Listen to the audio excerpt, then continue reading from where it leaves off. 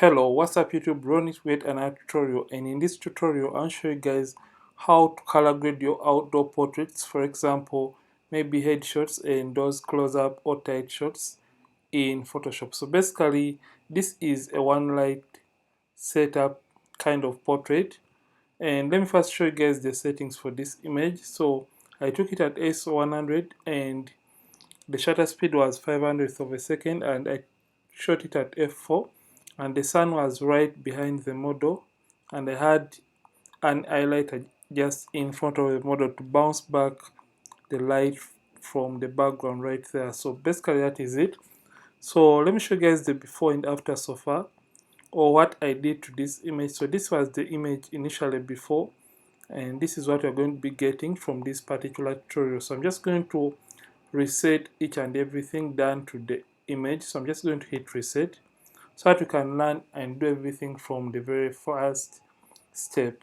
So I'm just going to turn off the before and after icon, and usually for my images, or for those that have seen me use Capture One, basically this is how to color grade your outdoor images using Capture One Pro.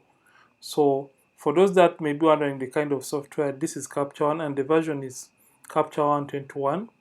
And for those that would love to have the interface like I do have it right here, and you want everything to be on the right hand side like we do in Lightroom, you can simply come to Window, then you come to Workspace, and you come to Migration, and you have everything right here.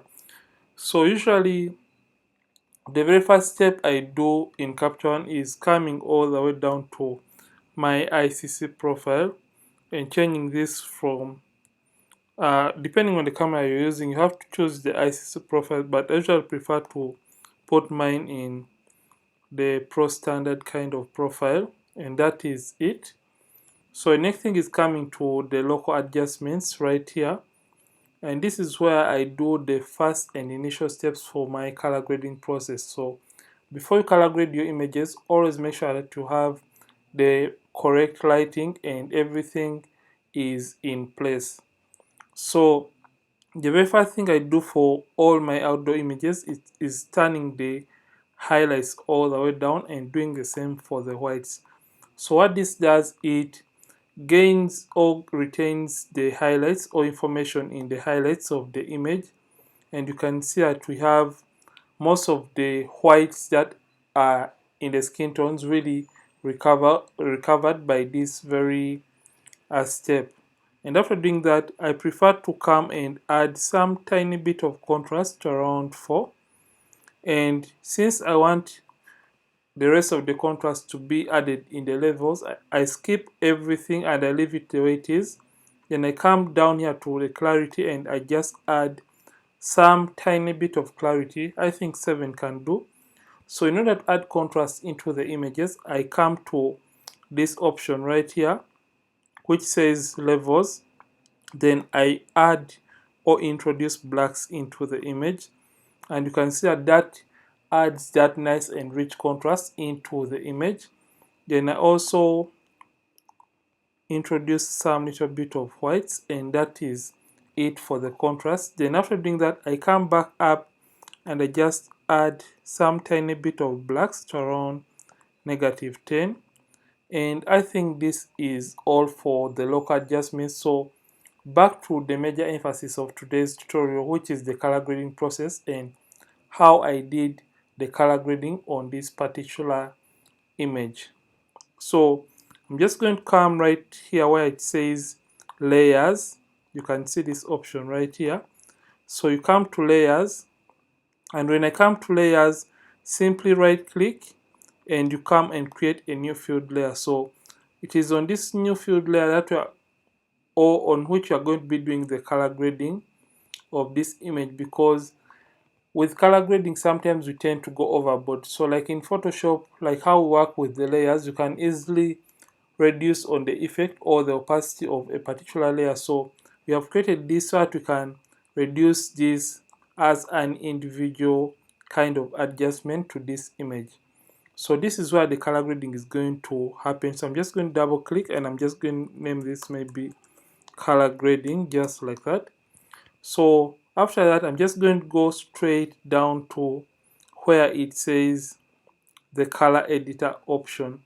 So under color editor, I just want to, let me try to zoom in. I just want to harmonize or get a uniform skin tone for this particular image. You can see in some areas we have magentas, and in some areas we have those kind of whites and some kind of dark magentas right there. So just want to create a harmonized kind of skin tone for this model right here. So what I'm going to do, I'm going to come to where it says so color editor, and make sure you select, we have basic, advanced, and skin tone. So since I just want to target the skin tones in this image, I'm going to select skin tone right here and come and I get my eyedropper or color picker tool right here. So when I select this, I have to zoom in, and right now you have to get that kind of reference area in the skin that you want the rest of the skin tone to resemble. So with this color picker tool, if at all I come and I be like I want to, or I want all my skin tones to look like maybe a particular area right here. So I'm just going to sample from this area, and you can see it has sampled the colors in that particular area.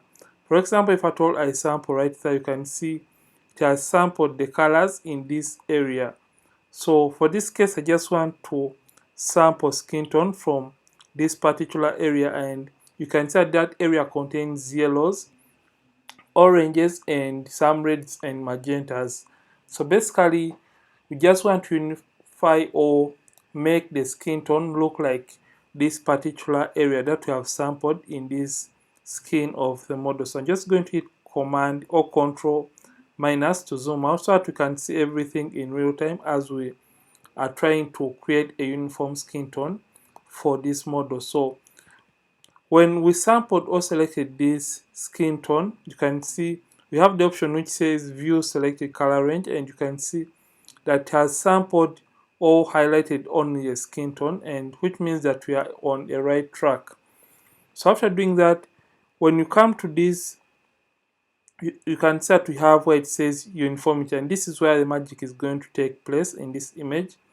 So just want to move the hues, and as we are moving the hues, you can see or notice that this is really blending the skin of the model, and you can see that is really looking nice and fine. So we're just going to add some saturation so that we can create that kind of uniform skin of this particular model. So I'm just going to move this. I think that looks, that's a little bit too much. So I think right there we are on the right track. So you can see now the skin tone is really looking uniform, and the magentas we had in the skin tone area have been completely dealt away with. So that means that we are on the right track. So just want to introduce that some kind of magentas within the skin tone of the model. So you can see where it says amount, you can see you can hue the skin tone and get a little bit more of the magentas, or you can add greens into the skin tone. So just want to introduce magentas because the model skin looks a little bit yellow, so we just want to add that kind of a little bit of magentas, and right now that looks really nice and okay.